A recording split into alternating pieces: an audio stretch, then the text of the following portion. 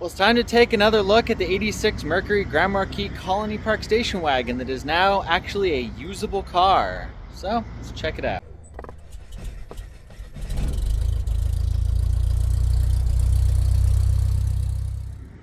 Hey everyone, and welcome to Carysgarage. Like I said, let's check out the 86 Mercury Grand Marquis.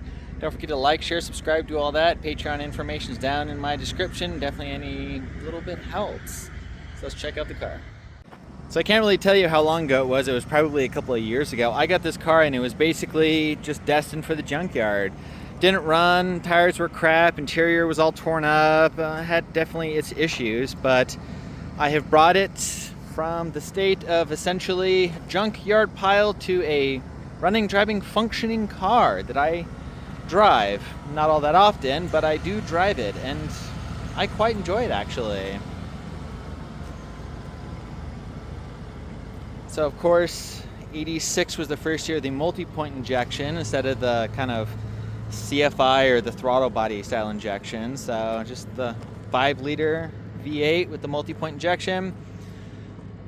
The power rear window on the tailgate works, double action. And most exciting recently, besides, I think I did do a video on it though, was the seats getting redone up front. I need to redo the back seats. I mean, I don't know if I will, but turn off the radio. It has a brand new windshield, so the terribly destroyed, cracked windshield is no longer. So this is one of those, revival cars that I always wanted a station wagon of this era, and the opportunity for this particular one arose. And granted, needed a lot of work, but the deal was good and it was a fairly clean car, so I decided to take it on, and oh boy, did it need a lot. So to recap, I had to pull the fuel tank, put a new fuel pump in it because the fuel pump was disgusting. Had to clean up the fuel tank a little bit. Has new plugs, plug wires. I had to I do something with the idle air control motor because it wasn't working quite right. Pulled the injectors out and cleaned them, and then I was having a problem with it just wouldn't start when it was cold, and it ran like crap. So I ended up having to do a bunch of electrical testing and discovered that the computer was actually bad. So I put a computer in it, did the windshield, brand new tires, redid the front seats, serviced the transmission, oil change. I mean, it's been quite a bit, but drives really good. So yeah.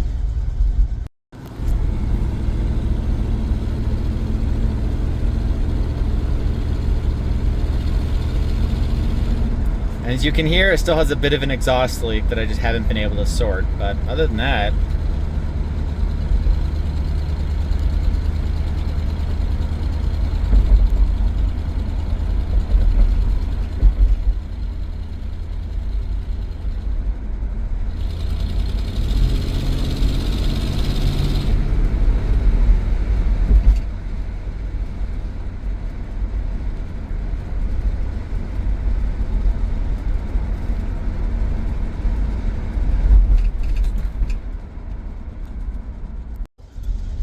so overall, really it's quite a project, but it was definitely one of those gratifying situations of being able to bring a car back from essentially the dead, or gonna go to the junkyard, and being able to drive it around and cruise it again. It is definitely the one thing I enjoy about doing this. This is why I like doing the revival of bringing old iron back to life and to be able to enjoy it again.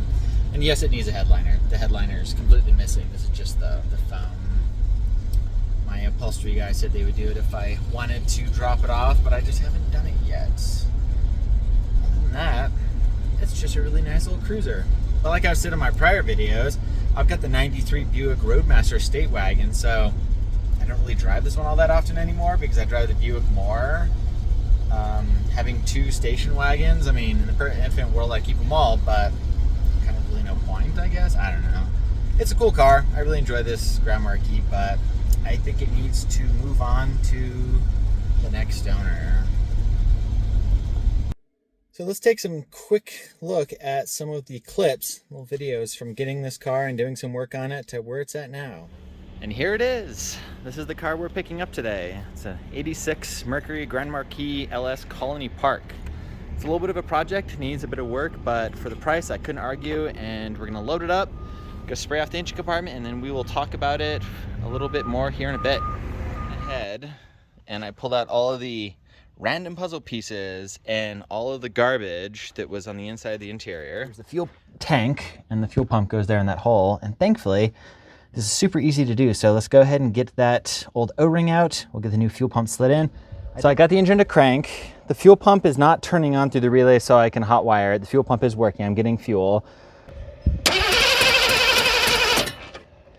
So I'm not getting anything on the injector. So that means that the computer's probably not turning on, or it's just not firing the injectors.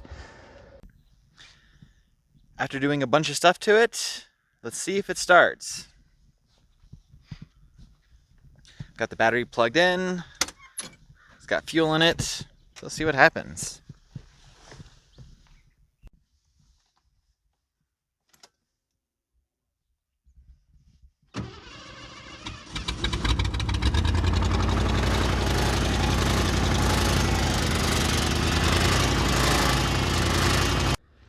Well, it starts up, so that is absolutely fantastic news. And let me show you what the problem was. I ended up actually pulling the entire ECM out of the firewall, I pulled it all apart and ended up doing a bunch of pinning out. And what I ended up finding out the problem was, very simply, was this wire right here. It was disconnected. I still need to properly fix it. I had just connected it for testing purposes.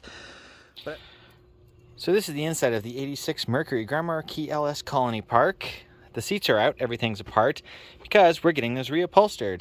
So right now, let's go ahead and vacuum everything up, clean up, and better yet, here's the seats. As this had time to dry, it's not perfect, but the carpet had cleaned up nicely. It doesn't smell in here anymore. The seats, it's wonderful. That door panel right there is next. I gotta find some parts for it. Well, there you go. There's 86 Mercury Grand Marquis Colony Park Wagon. It's a cool car. I really enjoyed it. It's been a fun project, but it's probably about as much as I want to do to it now. Runs and drives. But anyways, thanks so much for watching. I really appreciate it, and I'll catch you on the next one.